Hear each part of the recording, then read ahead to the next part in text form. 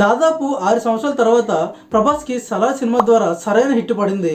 ఇకపోతే ఈ cinema audience ముందుకు రావడంతో ఇందులో యాక్ట్ చేసిన కొత్త యాక్టర్స్ గురించి కూడా సోషల్ మీడియాలో వైరల్ అవుతున్నాయి.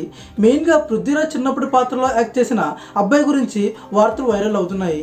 ఈ పాత్రలో ఎంతో ఒదిగిపోయిన ఈ కుర్రాడు ఎవరు ఏంటి అనే విషయం తెలుసుకుందాం. పృథ్వీరాజ్ చిన్నప్పటి క్యారెక్టర్లో యాక్ట్ చేసిన ఈ కుర్రాడు మరెవరో కాదు, స్వయంగా రవితేజకి కొడుకు అవుతాడు.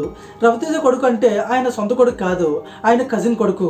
పేరు కార్తికేయ దేవ్. ప్రెసెంట్ ఈ కుర్రాడు 10th క్లాస్ చదువుతున్నాడు. ఈ పాత్ర కోసం ఎంతో మందిని ఆడిషన్ చేసినప్పటికీ ఎవరు కూడా సెలెక్ట్ కాలేదు. ఫైనల్గా కార్తికేయ దేవ్ ఆడిషన్లో సెలెక్ట్ కావడంతో దాదాపు 4 రోజుల పాటు రిహార్సల్స్ చేశారు.